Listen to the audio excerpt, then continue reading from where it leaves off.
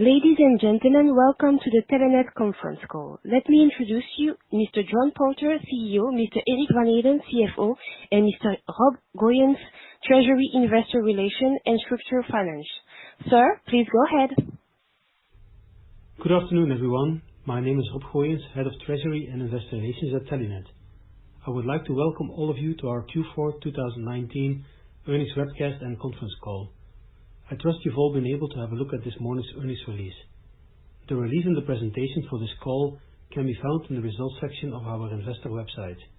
As usual, we'll start with John Porter, our CEO, who will walk you through some of the main strategic and operational highlights of the fourth quarter. Next, our CFO, Erik van den Ende, will guide you through our quarterly and annual financial results. And afterwards, we'll gladly open it up for Q&A. Before we start, however, I would like to remind all of you that certain statements in this earnings presentation are forward-looking statements.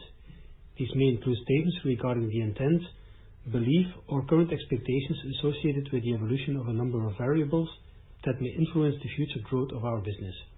For more details on these factors, we refer to the safe harbor disclaimer at the beginning of the presentation. With that, let me now hand over to John. Thanks, Rob. Hi, everybody. It's John here. I'm very pleased to say that we ticked the boxes once again on all our full year 2019 guidance metrics. First of all, we did significantly better than forecast on the full year 2019 top line performance with a decline of only 1.2% on a rebased basis. Higher handset sales and higher production revenues at De Wever Media partially offset the impact of the loss of Medialaan MVNO contract, lower interconnect, and lower mobile telephony revenues. Adjusted EBITDA declined 1.7% on a rebased basis to $1,375 million, with the same drivers as mentioned above. With substantial savings in our CapEx, we achieved rebased operating free cash flow growth of 18% and managed to generate $391 million of adjusted free cash flow at the higher end of our guidance. In light of the intermediate dividend paid in December 2019 and the robust adjusted free cash flow generated in 2019, the Board of Directors will propose a gross final dividend of 143.2 million euros, or €1.30 per share gross, to its shareholders at the April 29th, 2020 Annual General Shareholders Meeting. If and when approved, the final dividend will be paid in early May 2020. We achieved our full year 2019 guidance thanks to a solid set of operational KPIs, which underpinned the good start of our 19 through 21 strategic growth plan. We added another 39,000 new FMC subscribers in the fourth quarter 2019, bringing the total for full year 2019 to nearly 150,000 net additions, resulting in a 37% growth year on year. Thanks to the success of our fixed mobile conversion strategy, we were able to increase the full year 2019 fixed ARPU per customer relationship by 3% year on year.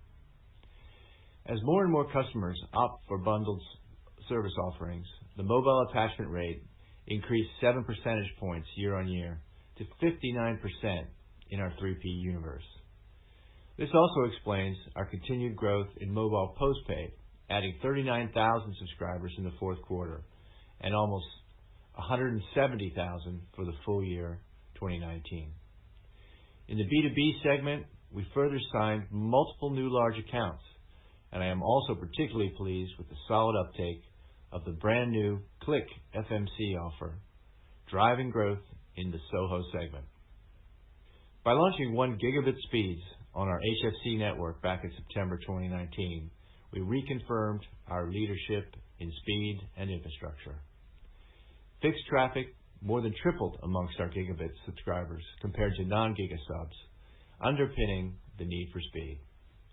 We distributed 544,000 Wi-Fi boosters so far since the launch of the Good Flow campaign in the summer of 2018, providing our customers best-in-class in-home connectivity, which is our top priority. The BIPT mobile network drive tests done in September through October 2019 prove once again that we are also leading on the mobile side with the highest up speed and download speeds available in the Belgian market. Combining the best fixed mobile converged products with the most inspiring entertainment experience has always been at the heart of our strategy. We updated our Play and Play More premium entertainment packages with the latest popular series. And our fully owned free-to-air channels, managed via SBS Belgium, can look back on a great year, setting a new historical record for 4, 5, and 6, closing 2019 with a 20.8% market share in the commercial target group of 18 to 54-year-olds. We also announced today that together with DPG Media, our intention is to jointly launch a fully fledged new video streaming offer through a joint venture between the two companies. In this way, we want to respond to changing viewer behavior and together offer a local response to foreign streaming services. We expect the new company to be operational in the fall of 2020, pending approval of the competition authorities. As the world around us is changing rapidly, we announced during the 2018 Capital Markets Day that we will transform our operating model fully to the agile way of working. By doing so, we can respond faster and better to changing customer expectations. We can improve efficiency and effectiveness, and we can increase engagement to attract and retain talent. We have made good progress on that side, and we are on schedule to implement this new way of working through the course of the first half of this year. And finally, to conclude, looking ahead at the big themes for 2020, we'll be focusing on further driving our fixed mobile convergent products and improving our product tier mix. Secondly, leveraging our new and existing strategic partnerships. Third, continuing to innovate across our entire product suite. And finally, continue our focus on B2B and new business initiatives to drive top-line growth. And now I'll hand it over to Eric van den Enden, who'll take you through the numbers. Thanks, John, and welcome everyone to our full year 2019 earnings call. Telenet can look back at a successful year, during which we laid the foundations for healthy future profitable growth, reshaped our product portfolio, and delivered on all of our financial targets. We also executed upon our shareholder remuneration timeline as presented during last year's Capital Markets Day. Through our successful end-of-year campaign and revamped product portfolio, we enjoyed very strong net additions for all of our products in the fourth quarter. We added more than 39,000 net new FMC subscribers in Q4, bringing the total FMC customer base to just over 547,000 RGUs, which is an increase of 37% versus last year. As such, the penetration of FMC subscribers relative to the total number of customer relationships was approximately 26% at the end of Q4, as compared to approximately 19% a year ago. On the broadband side, we recorded more than 5,000 net adds in the quarter, which is our best quarterly performance since the first quarter in 2017. And in the digital TV area, we also saw an improved trend, driven by the awareness campaign around Signal Switch, which triggered the migration of analog TV subscribers towards a digital offer. As you can see on the next slide, our revenues amounted to nearly 2.6 billion in 2019, up 2% year-on-year, and mainly driven by the inorganic acquisition effects of the Nextel and the De Vijver Media acquisitions. On a rebased basis, our top line declined by 1.2% in 2019, which was significantly better compared to our previously upgraded top line guidance of around -2%. The better than anticipated revenue performance was mainly related to higher handset sales during the fourth quarter and higher production revenues at De Vijver Media. We also succeeded in maintaining our cable subscription revenue broadly stable for the full year of 2019, despite certain competitive and regulatory headwinds. On the negative side, our rebased revenue was impacted by the loss of the Medialaan MVNO contract, lower interconnect revenue, and lower mobile telephony revenue. excluding the loss of the aforementioned MVNO contract, our rebased revenue would have been broadly stable year-on-year, and within the fourth quarter specifically, our top line was broadly stable versus last year at 673 million, thanks to handset sales and higher production revenues at the Vijver Media. Turning to our cost base on the next slide, our operating expenses declined by almost 1% in 2019 on a rebased basis. This was predominantly driven by three factors.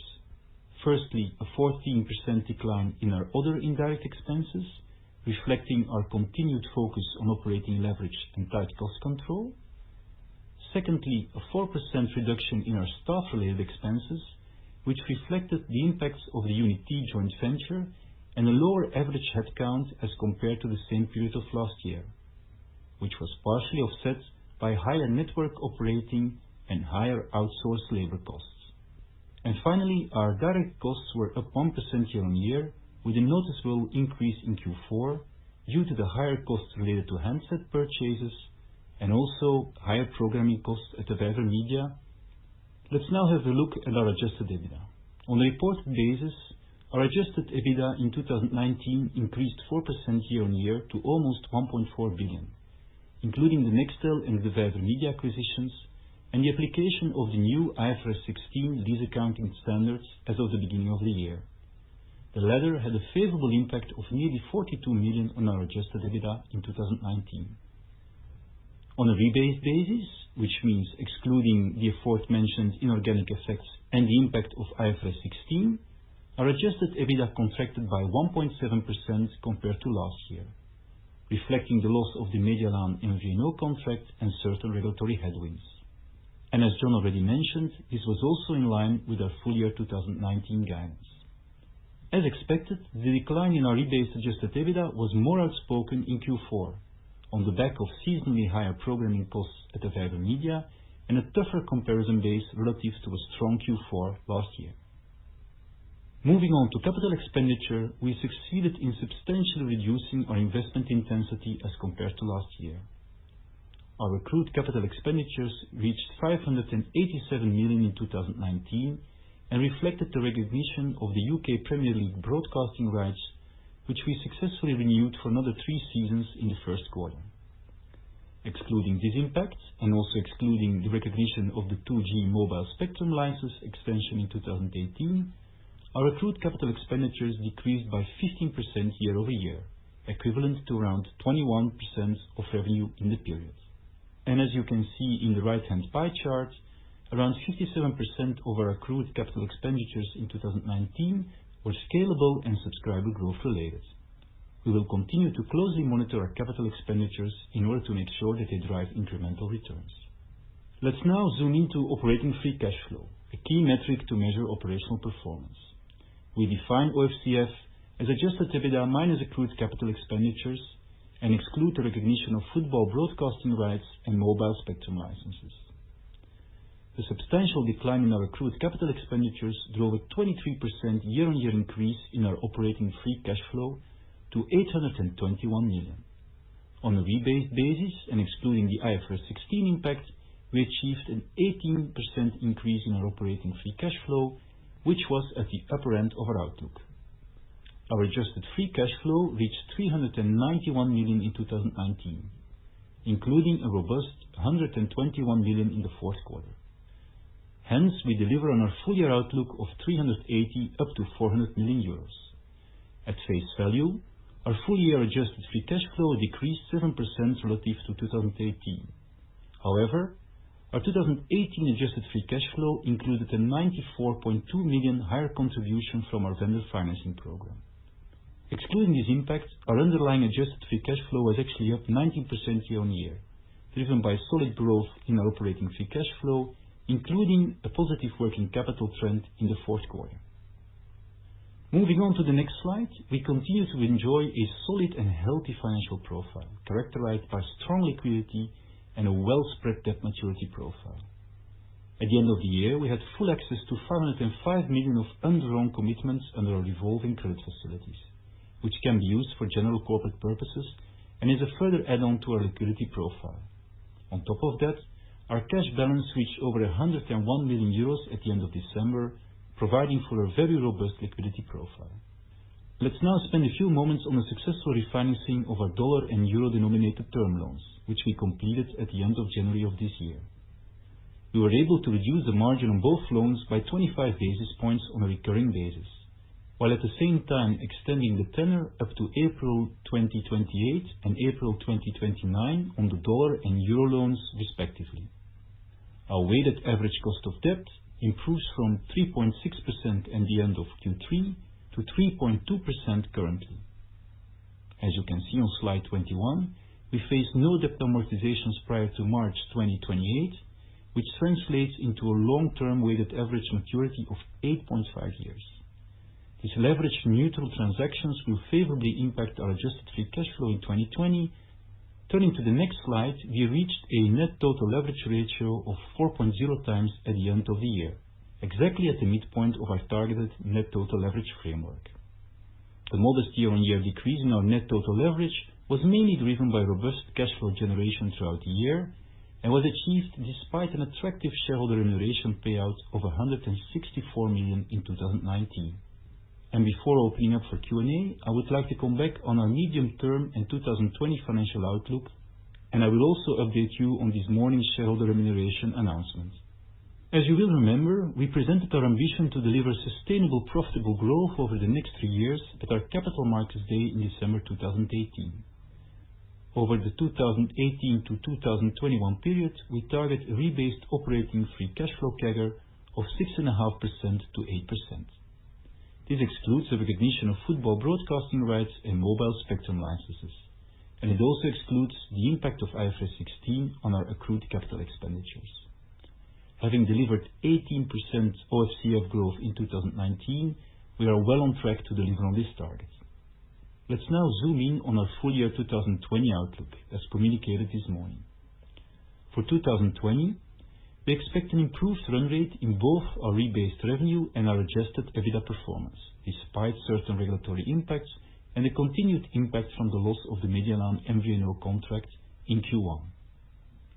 For the full year, we expect broadly stable revenue and adjusted EBITDA growth of around 1% on a rebased basis.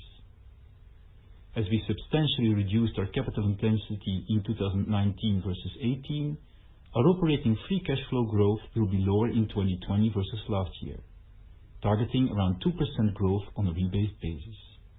We expect a firm increase in our adjusted free cash flow from 391 million euros in 2019 to between 415 to 435 million in 2020. This increase is driven by higher operating free cash flow, lower cash taxes, and lower cash interest expenses. The increase in adjusted free cash flow will fuel future shareholder remunerations, given our underlying capital allocation and shareholder remuneration framework. In light of the intermediate dividend paid in December 2019 and the robust adjusted free cash flow generated in 2019, the Board of Directors will propose a gross final dividend of 143.2 million euros at the annual general shareholders meeting of the 29th April 2020. If and when approved, the final dividend will be paid in the beginning of May 2020. The final dividend per share will be determined at the end of March based on the number of dividend-entitled shares at that moment.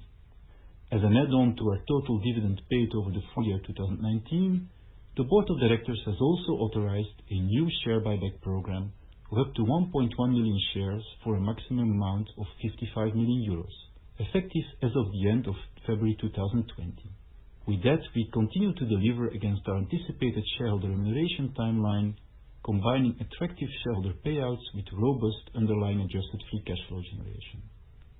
With this, let me hand it back over to the operator for the Q&A session. Thank you, sir. Ladies and gentlemen, if you wish to ask a question, you may press 01 on your telephone keypad.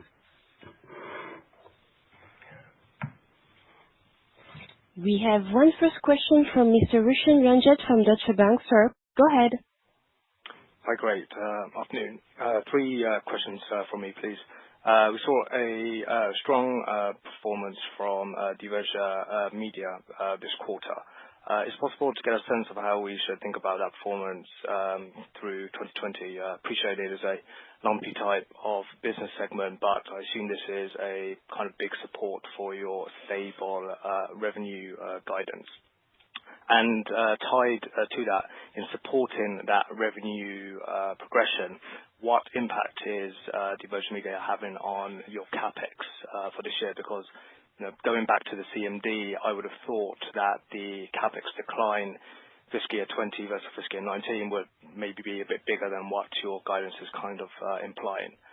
And lastly, strong performance in your residential broadband KPIs, strong sequential improvement. Is it likely to return to a positive growth for just the residential component at the beginning of 2020? Thank you. Okay, Eric, you want to take the first two? Yeah. Dave? Sure. Roshan, taking the first question, I think indeed we saw a strong performance of DVM.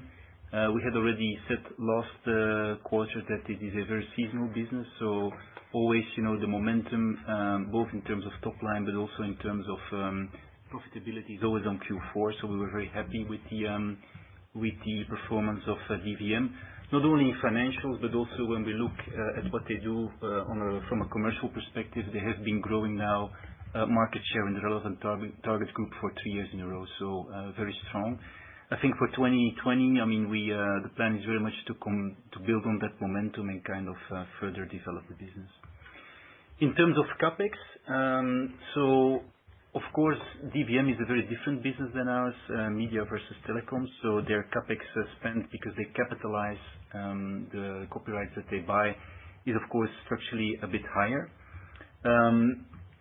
And with the full acquisition that we did this year, of course, that is impacting our CapEx profile. So when we set the guidance for the 3 year, of course, that was not yet including the DVM component. Now, having said that, it's not overly material. You should probably think somewhere between 0.5 to 1 percentage points, which also means that if you should take this element out in terms of the CapEx profile for the telecom business, is very close to the around 20 that we have given previously. It is also important, and I would like to stress that for next year, you have to take into account that, of course, in 2019 we only had 6 months of the Virgin Media CapEx in our numbers.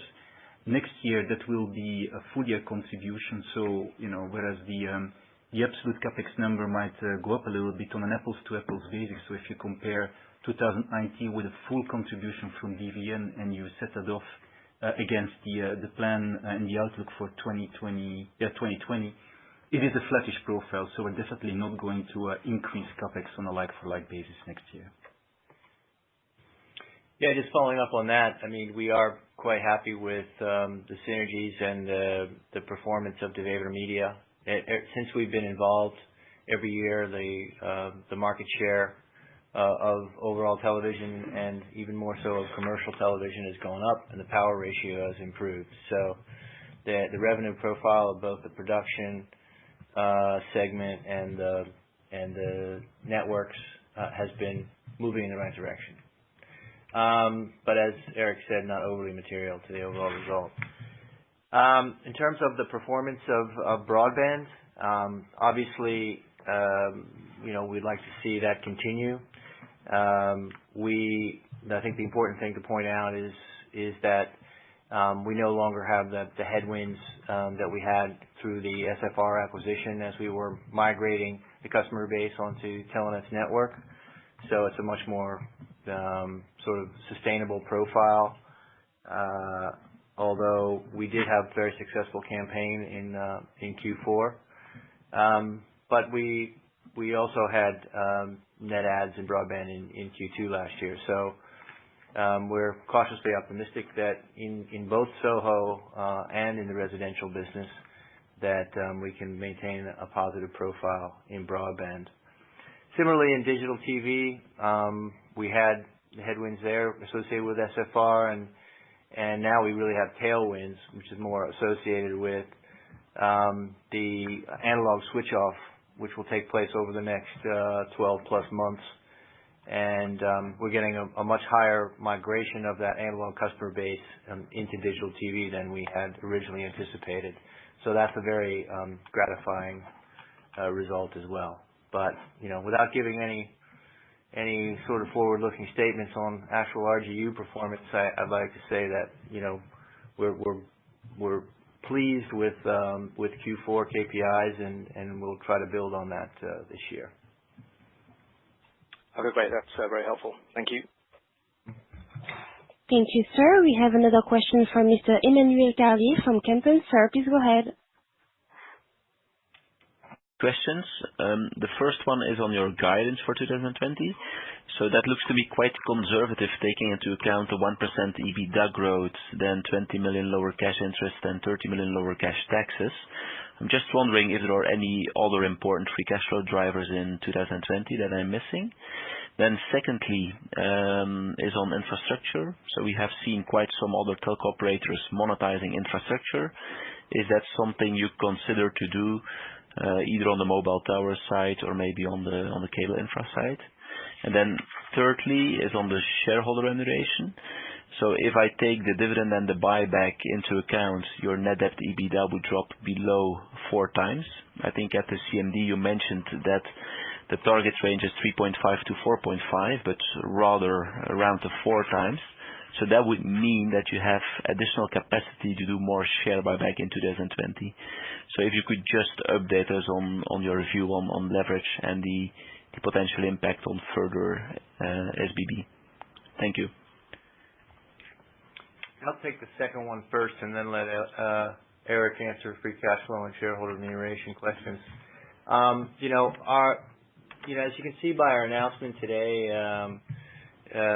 with the formation of the streaming service with our friends at DPG, I think we're really open to taking a fresh look at the structure of our business overall. That's not to say that we have any other specific plans, but it'd be pretty foolish of us not to have taken notice of the value that the market places on infrastructure versus the value that market places on customers. So in a nutshell, I would say we are aware of those trends. We have met and understand the motivation of infrastructure investors, and we will continue to do the work to understand what the best way to improve shareholder returns is, but we don't have anything specific to say about it today. And then Eric? Yeah. So on guidance, we'd just like to start with pointing out that I think we have been growing free cash flow quite a bit already, in the sense that we grew it this year 19% if you take out vendor financing, so from 330 to 390. And also next year in a business and industry where top line is going to be broadly stable and EBITDA is going to grow, but together with OFCF 1 to 2%, what we are announcing today is a 6 to 11% further increase, again on top of the 19 that we had this year.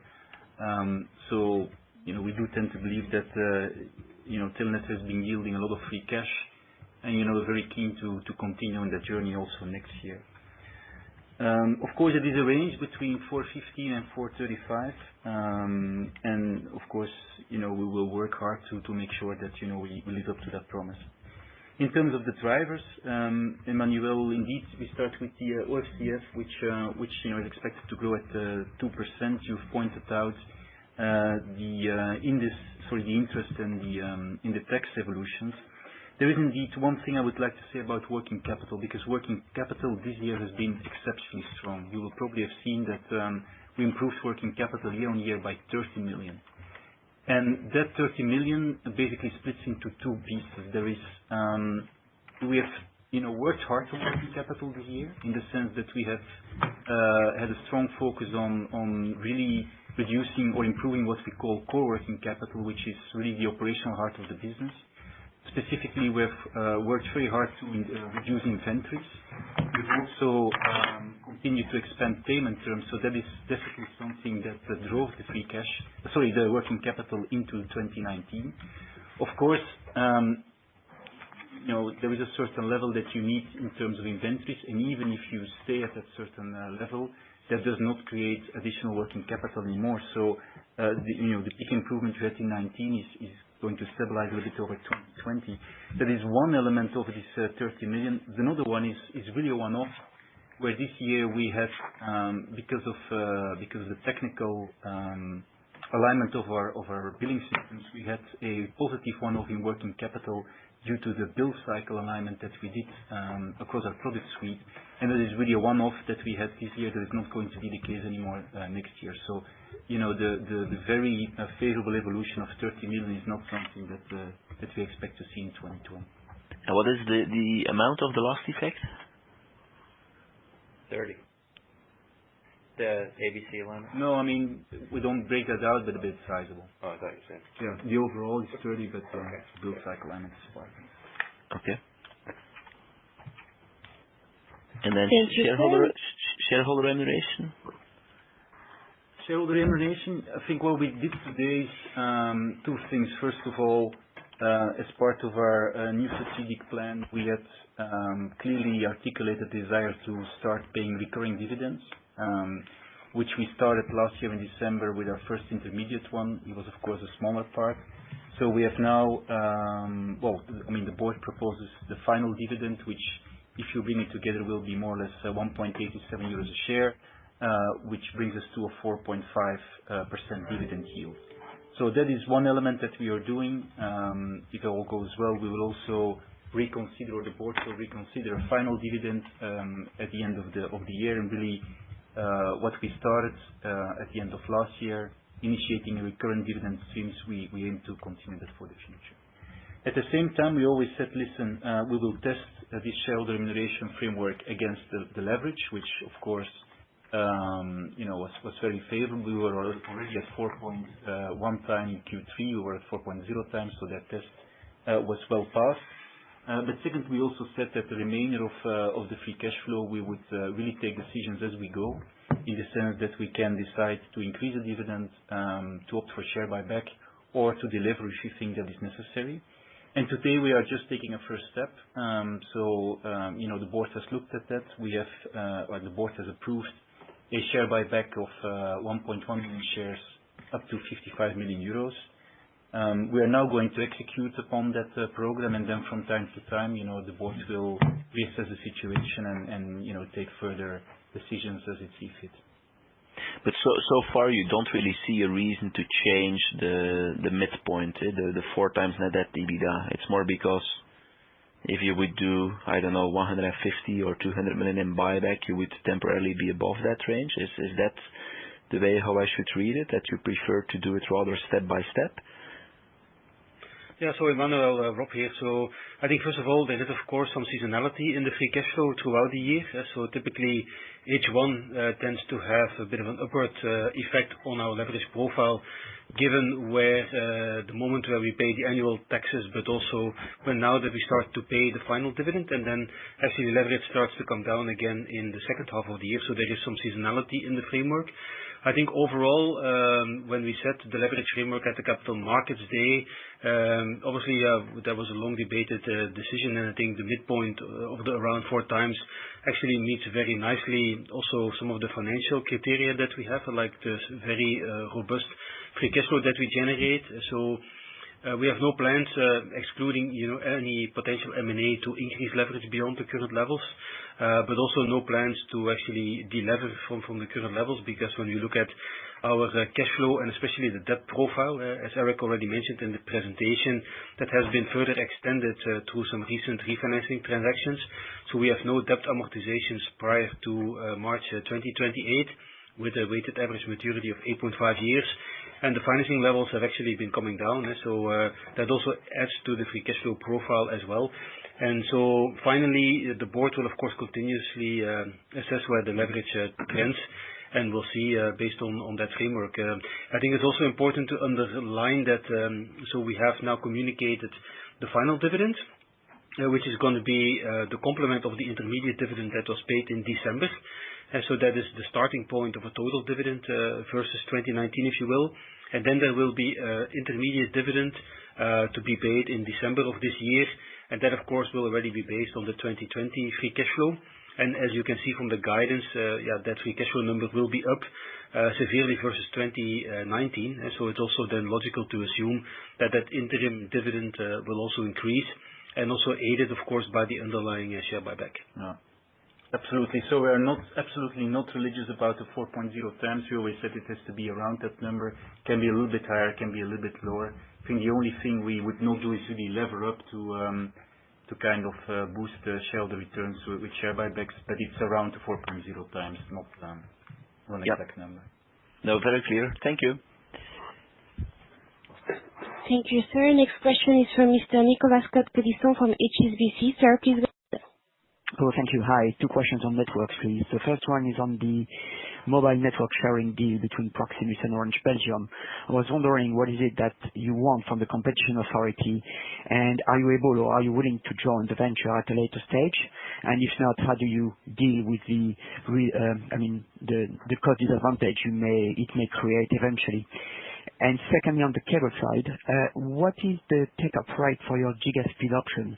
Can you see a strong appetite for extra speed on top of your 150 megabit per second that is coming as a standard? Thank you.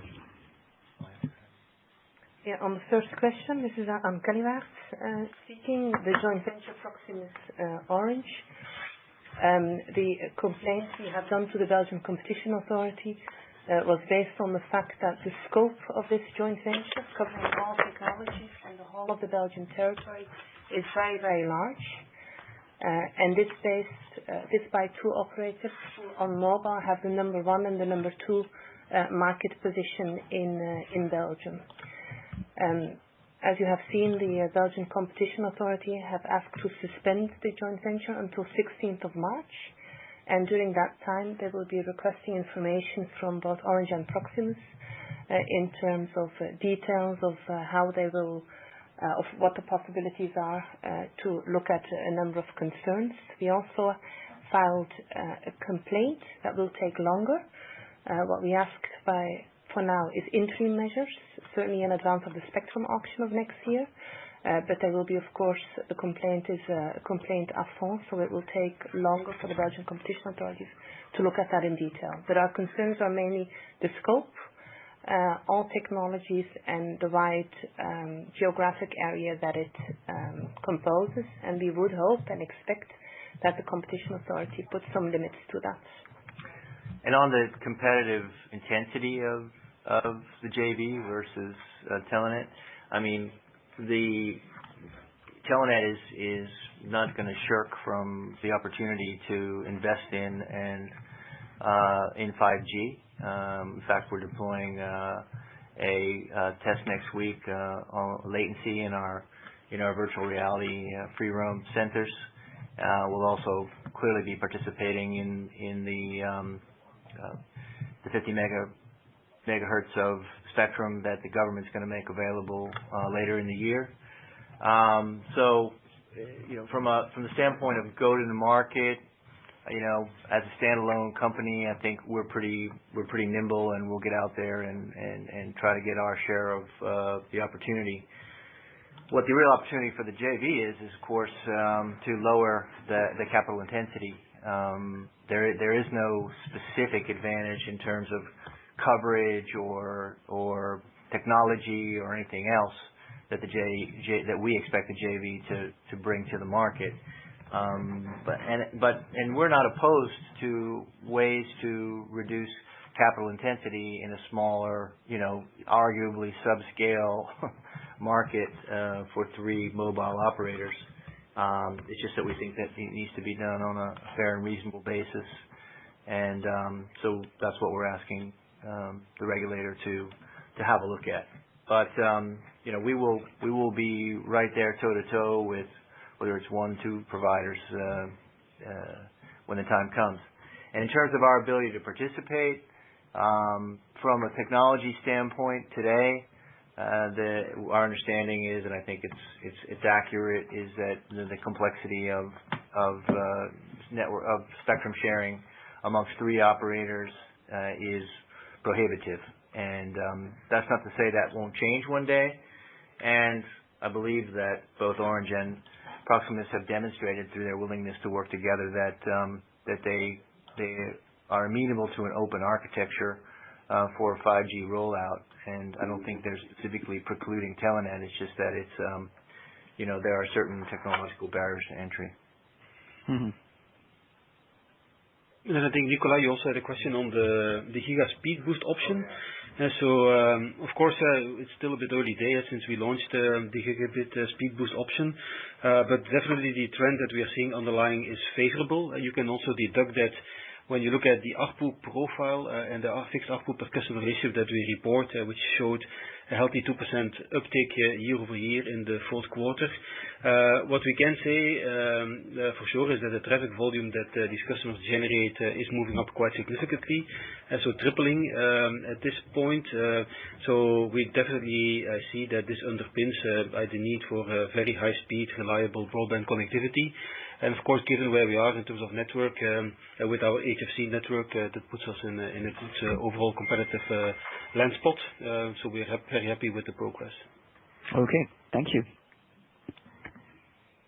Thank you, sir. Next question is from Mr. Michael Beshett from Goldman Sachs. Please go ahead. Yes, thanks. Good afternoon. Just 2 questions, please. Firstly, on the cost efficiencies, you flagged the move to Agile is going well. So I was just wondering whether you could update us on the ramp up of the cost efficiencies that you communicated in the Capital Markets Day. From memory, you were saying that 19 was a year of effectively executing, and then sort of 20 was a ramp up and then a lot in 21, but it'd be just great to hear your latest thoughts on the phasing. And then secondly, just following up on the free cash flow drop through from operating cash flow, could you just give us a sense of where you think the other items will be in 2020, so specifically the cash out for the Premier League rights and then any extra spectrum payments? I think in slide 20 you show them for 2019 sort of bucketed together, the 92.5 million, so just a comparable number for 20 would be great. Thanks.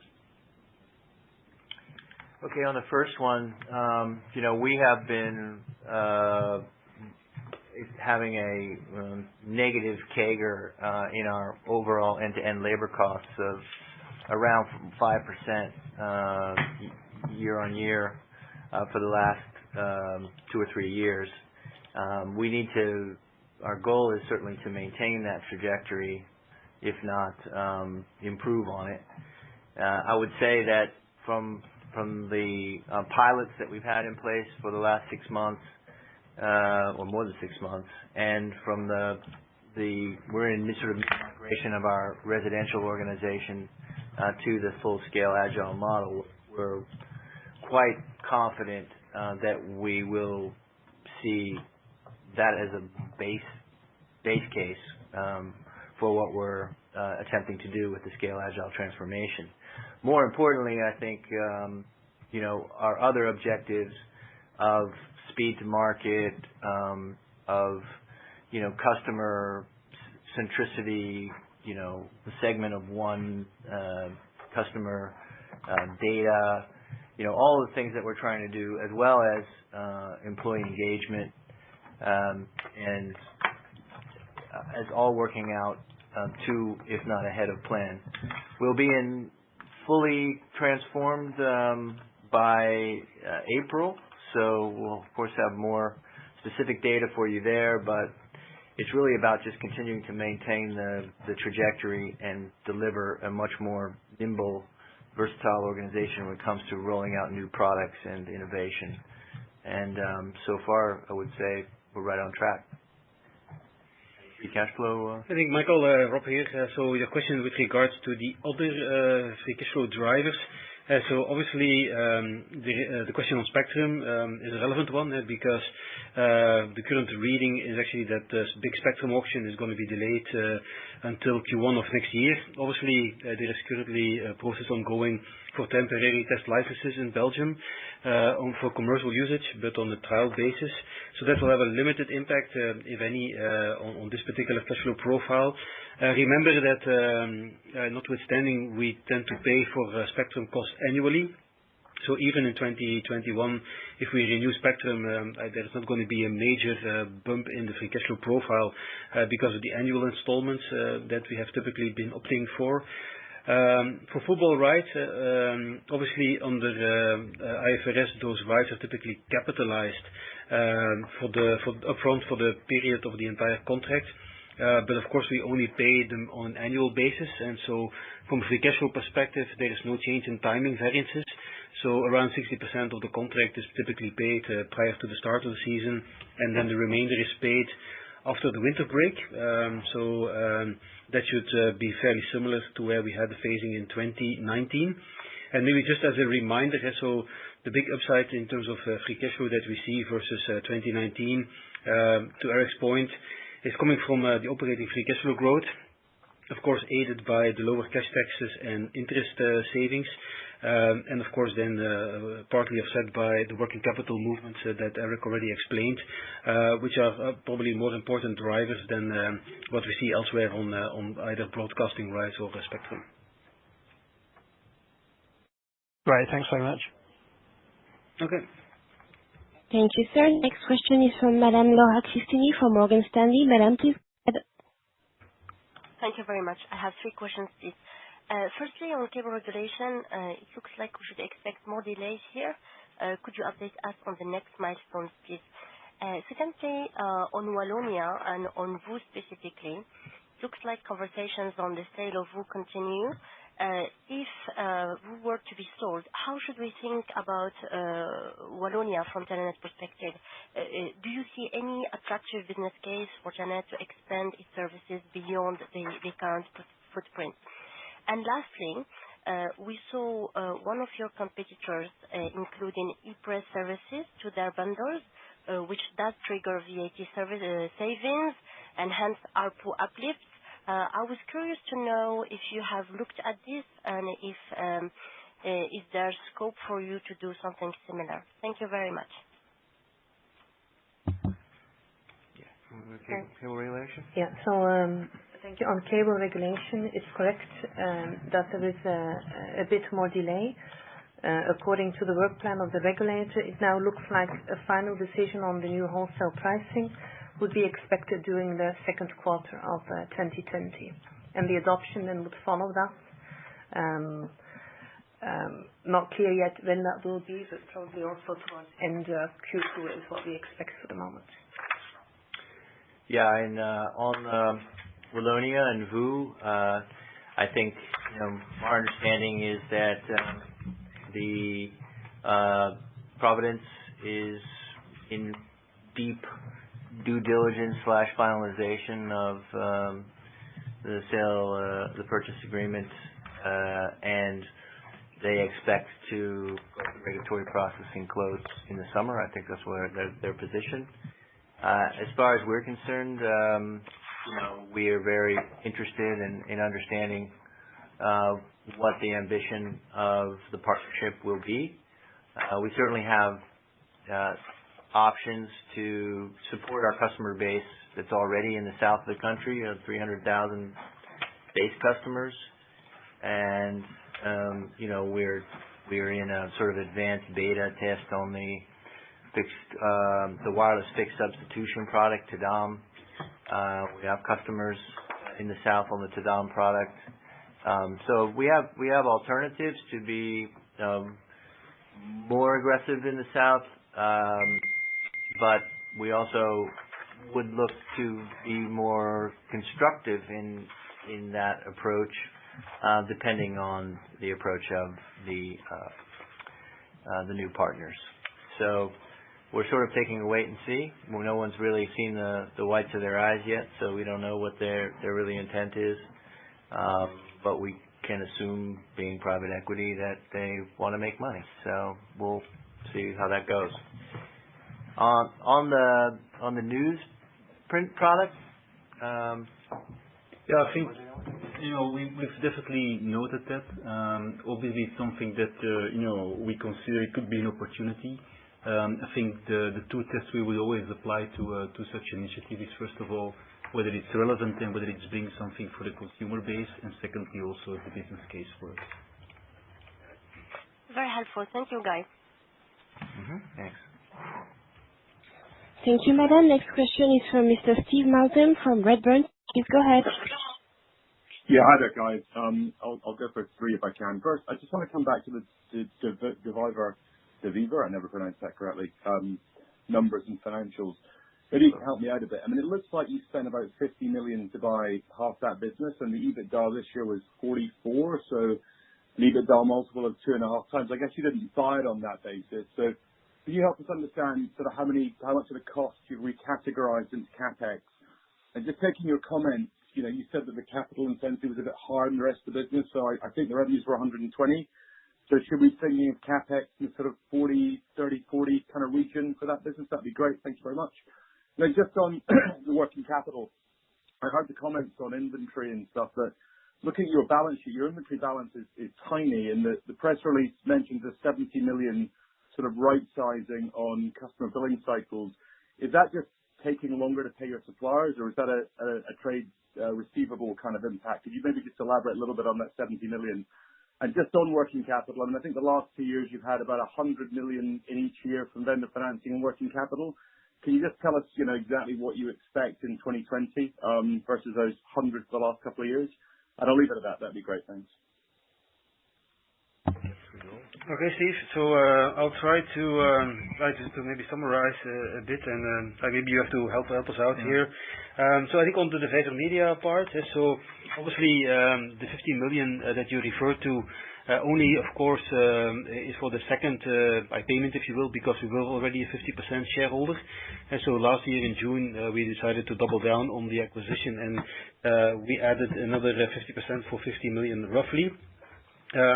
As Eric already mentioned previously, part of the cost base of the Vijver Media, which is typically in programming, and especially regarding the large foreign studio deals, is capitalized under IFRS rather than being treated as an OPEX expense, which has around a 1 percentage point impact on the total CapEx profile of Telenet.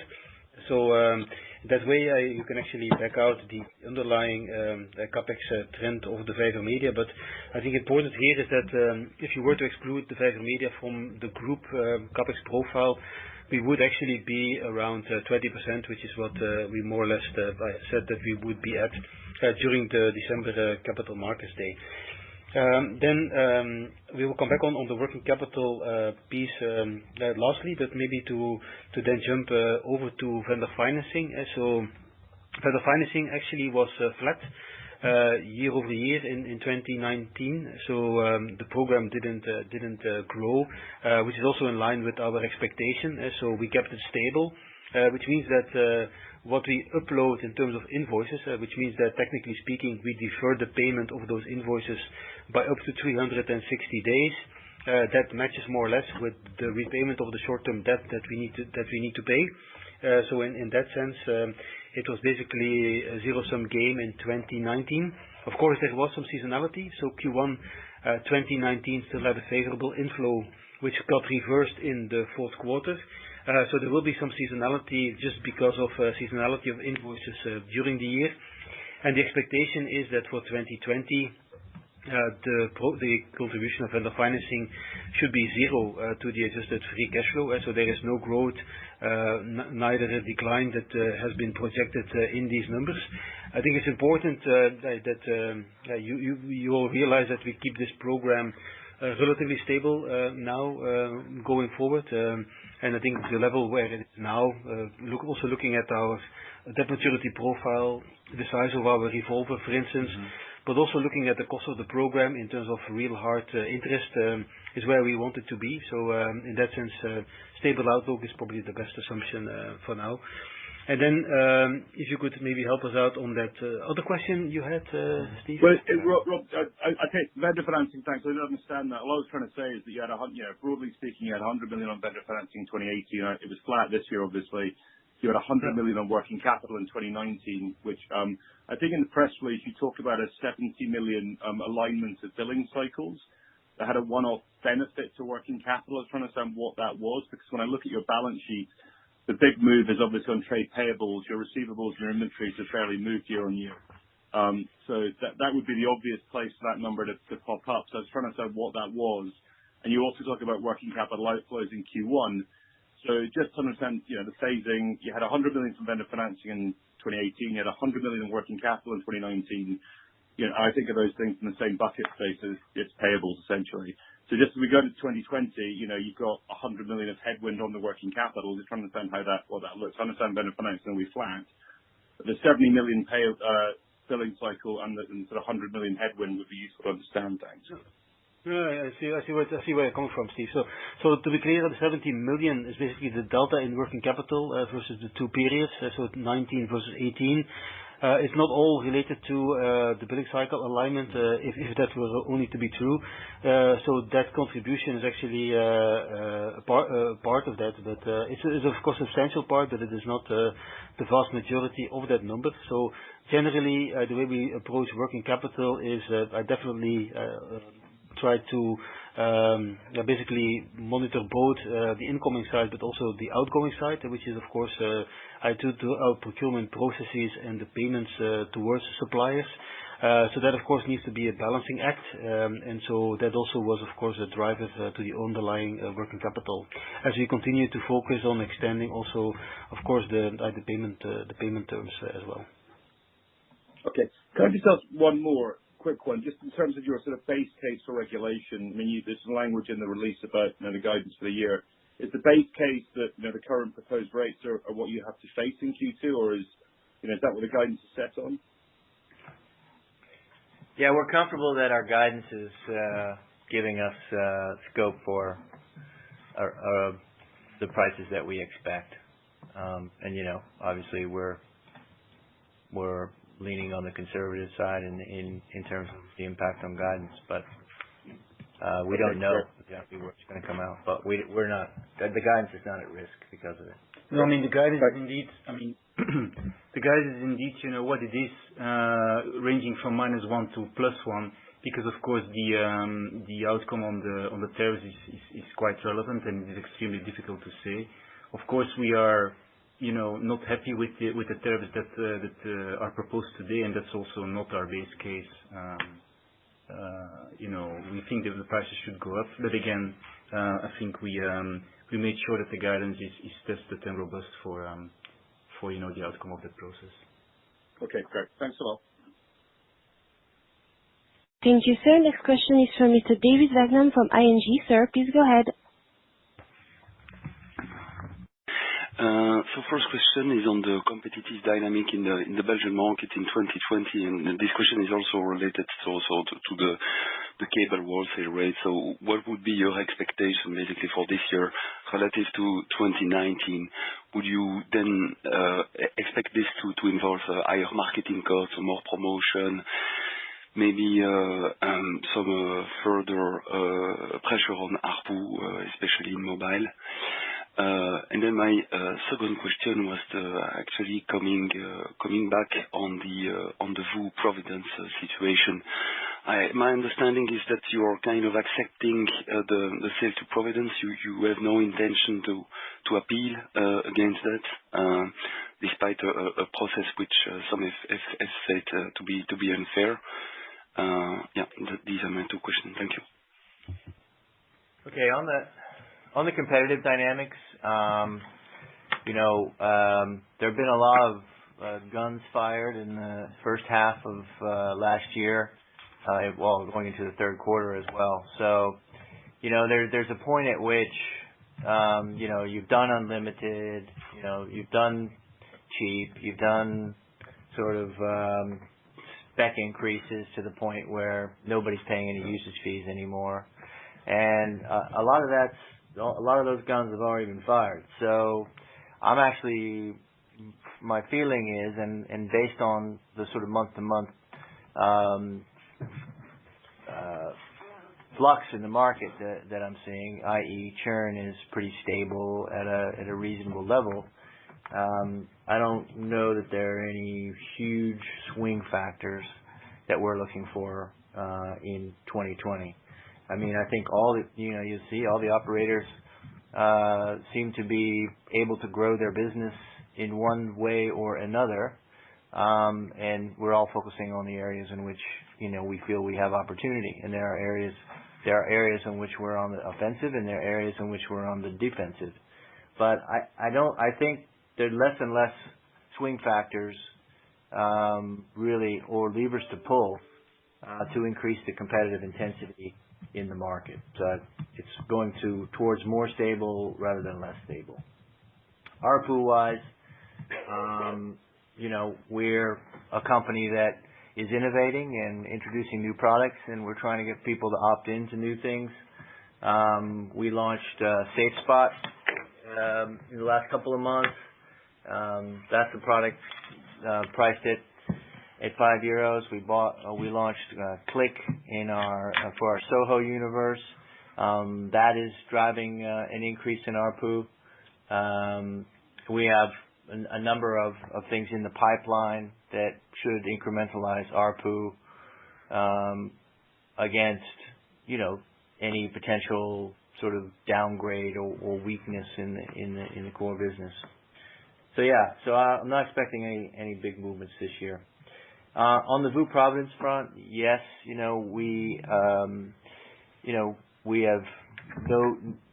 certainly noticed that they seem well down the road on completing that transaction, and we continually assess our options based on how we want to move forward. But for the time being, we don't have any plans to take legal action. Although, anecdotally, I would say the process was extremely flawed. But, fighting City Hall is probably not the solution. The solution is to try to find some ways to adapt to the new environment and see what the new joint venture is going to be up to. Now, we do have several points of engagement already with VU. They're a very good partner for us as an MVNO and doing very well there. We certainly have many areas of commonality around content, and so sometimes we share rights. We take the Flemish region, and they take the Francophone rights. So there are a lot of things that we do constructively with that company as well, and it's just not today in our interest to be divisive. Thank you very much. And a very quick follow-up on this and on Providence. So would you rather expect them to behave, let's say, very in a disciplined fashion, be a very rational player and not be act as a disruptor, if I understand you correctly? And then maybe looking at the north of the country of Flanders, would you expect a player like Mobile Viking to try to launch a broadband-only offer, or using the advantage of the new regulation to do something with it? Thanks. Yeah, I think I don't know. I was been in private equity myself, and the peak return is after 36 months. So if you can get cash on cash return in 36 months, you hit a home run. Between 3 and 5 years, you're playing in the average. And over 5 years, you're a failure. So, I would expect that's their time frame as well. And if they can do things where they think they can get a cash on cash return within, 36 to 48 months, they'll probably do it. But, things like being a massive disruptor in wireless, when you're seeing fourth operators crash everywhere from North America to Europe to all over the world, maybe that doesn't really fit into their timetable. So that's, although I'm prepared to be surprised, and always in Belgium prepared to be surprised, but I don't really expect anything. I think they'd be more to the rational side. And in terms of another ISP coming around. I mean, it's not a business for the faint-hearted. You see that Orange is saying, we're turning positive, with the new rates, and after 3.5 years and 250,000 national subscribers. So, I don't expect subscale players would really want to go there. Not to say they won't. Once again, crazy stuff happens in this part of the world, but I wouldn't if I was in their shoes. So, yeah, that's my point of view. Thanks very much. Very helpful. Thank you, sir. Next question is from Mr. Paul Sidney from Credit Suisse. Sir, please go ahead. Yes, thank you very much for taking my questions. Good afternoon. Just two for me, please. First one is on the broadband competitive environment. We've seen both yourselves and Orange Belgium reports accelerating broadband ads in the quarter. Orange helped by their Love to Euro brand, and you helped by also some improved broadband standalone lineup that you've mentioned in the text. Do you think, is this expanding the addressable market for broadband in Belgium, or do you think you're essentially doing better than your competitor? And then just secondly, just to follow up on the BIPT proposal around the provisional licenses. I can probably guess the answer to your question, this question, but do you see any appetite for a new entrant coming in for one of these provisional licenses? And actually, could we view this as a positive catalyst, i.e., if no one comes in, do you think the whole issue of a new entrant sort of dies effectively? Thanks. Well, I may be an outlier here, but I have since day one really questioned the economics of the fourth operator in Belgium. This is a country with 11 million people and over 100% SIM penetration, and very highly performant operators as well, as you can see in the context of the JV and our commitment to 5G. We're both very committed, and I will say that ever since we started talking about the fourth operator, prices and have gone down and specs have gone up. So the headroom for the fourth operator is very, very questionable. So unless somebody wants to play the disruptor to get bought out game, then I don't see a lot of room for the fourth operator, and even less today than I would have a year ago. So coming in and jumping on a provisional license where, you start hemorrhaging money, you don't have there's no indication that there's going to be certain preferential rights for a new entrant in the provisional license. So I'm not anticipating that happening. In terms of the broadband growth, both from us and Orange, and I'll probably see some broadband growth from Proximus as well. I do think the market is expanding. I mean, we do get a certain amount of growth in homes and businesses in Belgium, and you see, I mean, we're at 93%, I think, broadband penetration as a market overall. But, some of our growth comes out of SOHO as well. We are winning some market share in SOHO. We're winning market share in SOHO in Brussels, which is new territory for us.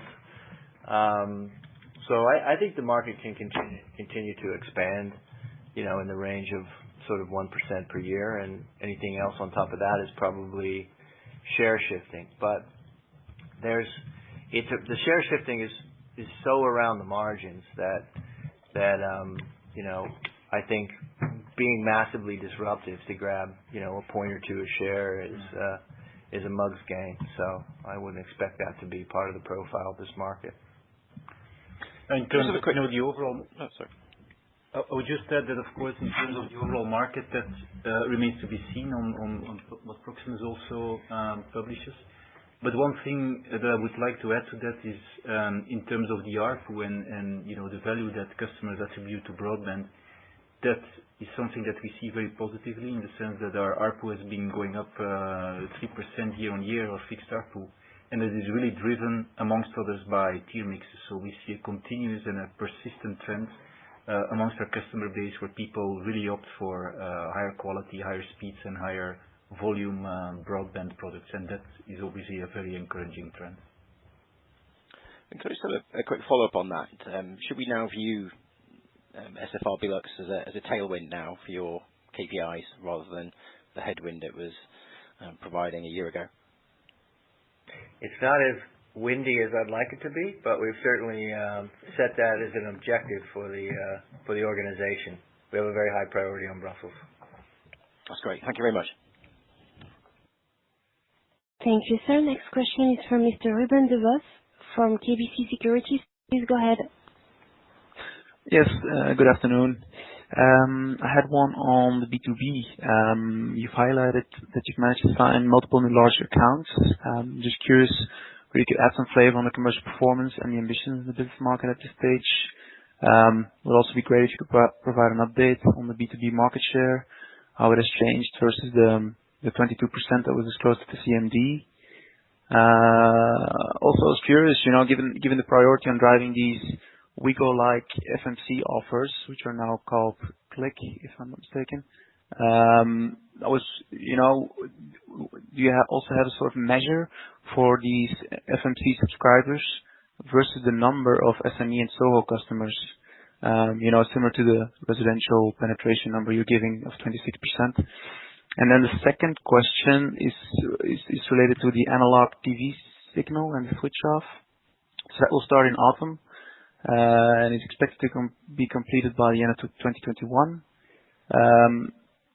Just wondering, after all these years, what has led you to go ahead and initiate the switch off?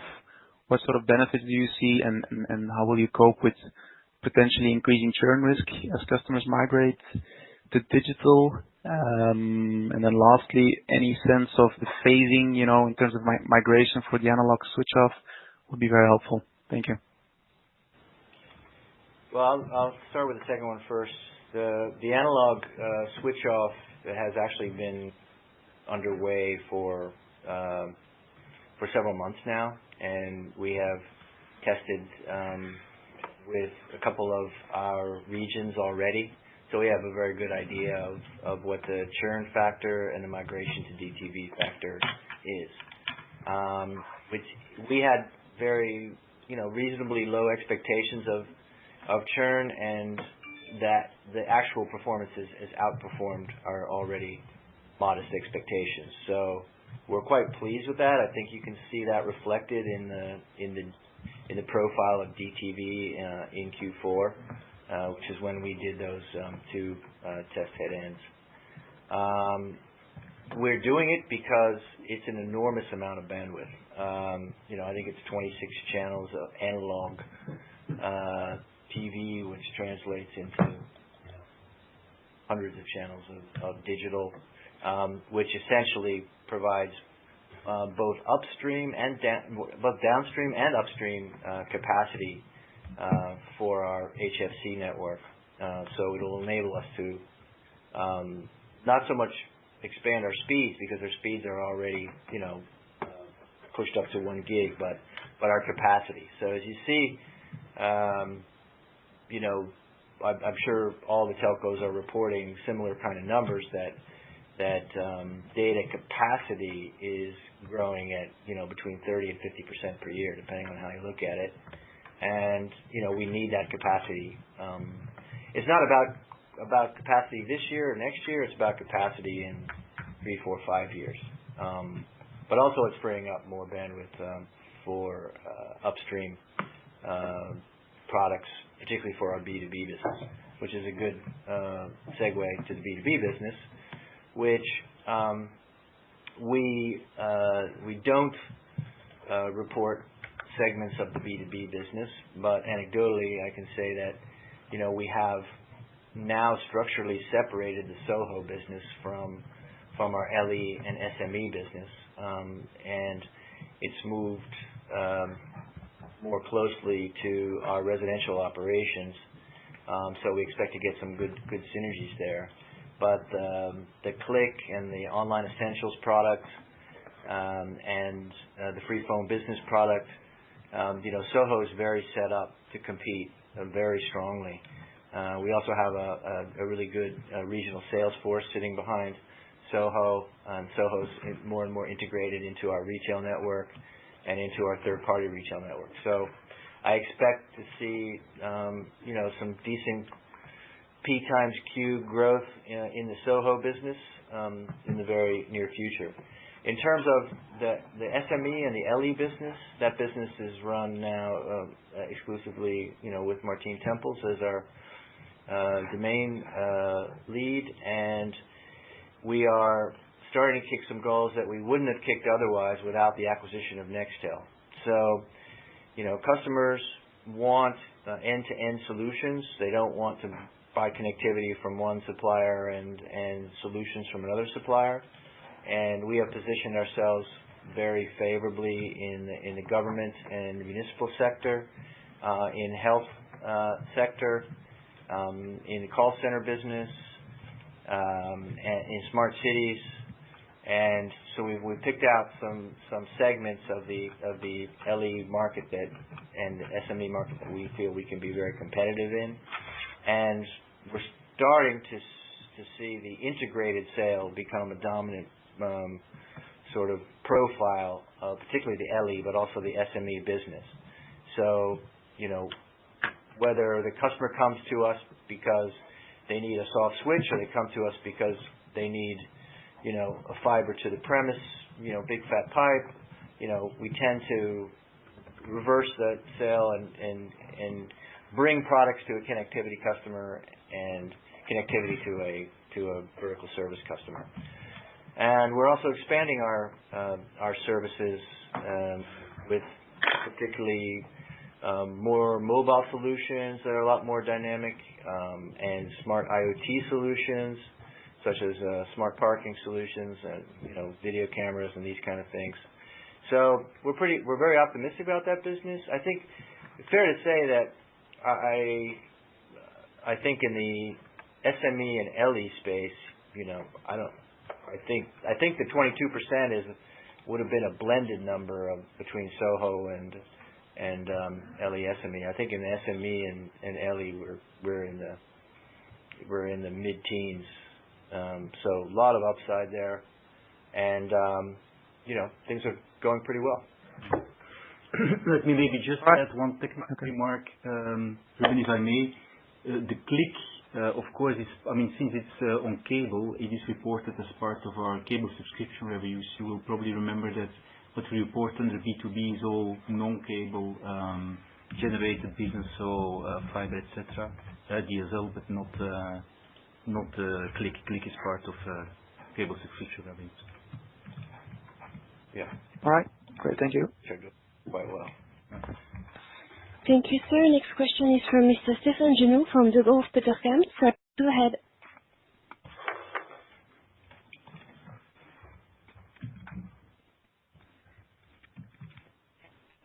Mr. Genoux, your micro has been opened.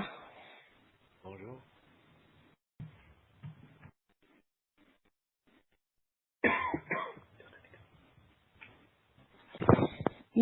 Mr. Genoux, your micro has been opened.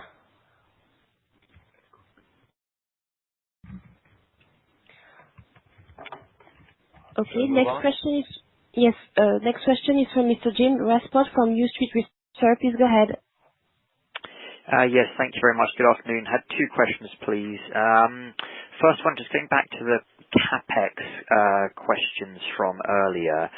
From the guidance, it looks as if you are steering for accrued CapEx in 2020 to be about 560 million euros. The consensus numbers for around 520 this year, and also in 2021 and 2022. Just wanted to check, do you now see this kind of 550 to 560 as the new base level going forward into 2021 and 2022, or do you think CapEx can still trend down from the 2020 level you're guiding on? And the second question, just regarding potential M&A opportunities. We've had a few questions on VOO, but trying to get your latest thoughts on potential for a deal with VodafoneZiggo. Have there been any developments on that front? Is that something you still think could be a potential deal for Telenet in the near future? Thank you. Yeah. So James, I'll take your first question first. So you referred to a 520 consensus for 2019, but I was... For 2020? Yes, indeed 2020. But that is not, I think, taking into account the Verve Media acquisition, right? So that is a number only for Telenet. So I think the number you quoted all in is about right. And again, that number is very comparable if you rebase 2019 for a full contribution of DVM. So just the reported number has all of the telecoms business in the last 6 months of DVM. Again, if you take it next year, of course, we'll have a full year contribution of DVM. So if you restate 19 for a full year contribution of DVM, you would be very close to the same numbers. So as I said, we are not going to be increasing capex on a relative basis. And also, if you look at this relative to revenues, DVM is more capital intensive because of the capitalization of the copyrights. But again, if you take this out and you look at the capital intensity of the telecoms business, that is close to the around 20%, so, or fully consistent with the around 20% that we gave earlier. So that's where we were on 2019 with the actuals. We expect to remain in that range for 21 as well. Sorry, 2020 as well. Got it. And that, therefore, given that includes now DVM, that is probably a reasonably stable run rate going forward over the next couple of years, as far as you can see. Yeah, I mean, we probably yes. Of course, this number does not include huge 5G rollouts. Of course, 5G, before we all get scared, it is a bit of a phased investment in the sense that there is first potential equipment on existing locations that you could replace over time if you want to go to the full rollout. You may also need to densify the network. But I think what we see with other operators, everybody's taking a kind of a phased approach. So I'm not sure if that should drive capex up, but yes, I think that is probably the run rate that we see for now. Fine. Yeah, and on Ziggo Vodafone, we remain intrigued. We think there are significant opportunities to align the businesses. Right now we don't have a counterparty that chooses to engage. So we're just sort of on hold. So in terms of anything in the near future, probably not. But I think my view is that over time, the strategic alignment and the synergies are very compelling and are going to, people should be taking a look at them. But my understanding is that Vodafone has a lot of optionality on their plate, and they're not interested in engaging on this one right now. So that's the situation. Got it. That's clear. Thank you.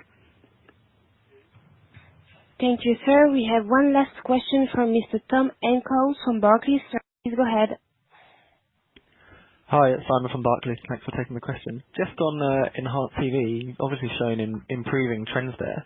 So are we potentially reaching sort of a period of relative stability? And then I guess linked to that, should we be reading anything into the OTT service that you're launching with DPG? Is that any read across for Enhanced TV as well? Thank you.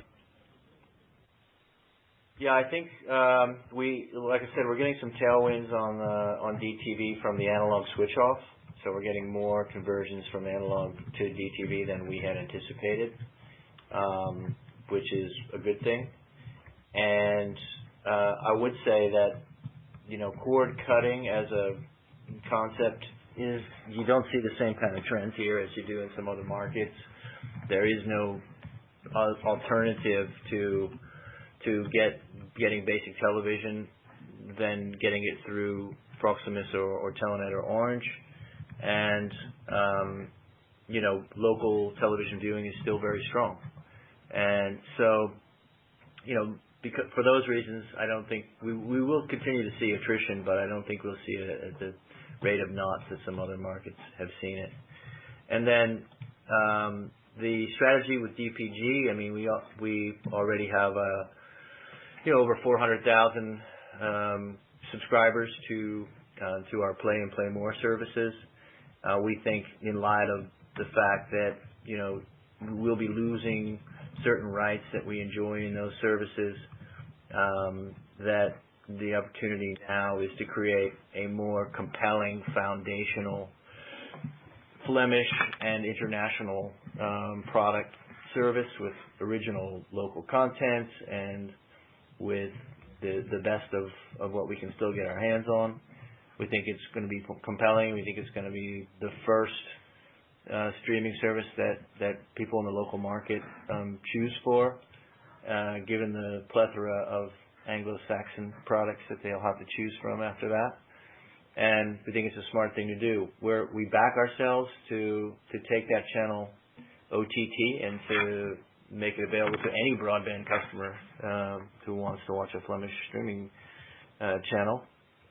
And we do that because we think we have far and away the most performant video platform, and a number of other compelling reasons for people to stick with Telenet as a video option. So excited about that one and where it's going to go potentially. And we've got a really strong commitment from DPG on a number of fronts to make that product extremely compelling and to make it worth our while to enter into that JV.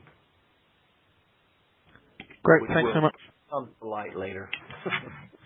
Thanks. Okay. Thank you, sir. We have no other question. Back to you for the conclusion. All right. Thank you, operators, for the assistance, and thanks everybody for joining this call. I hope that all your questions have been addressed during the lengthy Q&A session. If not, Bart and I are clearly available for any further follow-ups you might have. On our investor website, you'll not only find all the relevant materials for the Q4 results, but you'll also find an updated Q4 and also roadshow calendar. So we look forward to meeting with you during one of our roadshows that have been scheduled. So we say goodbye for now, and we'll tune in later. Bye-bye.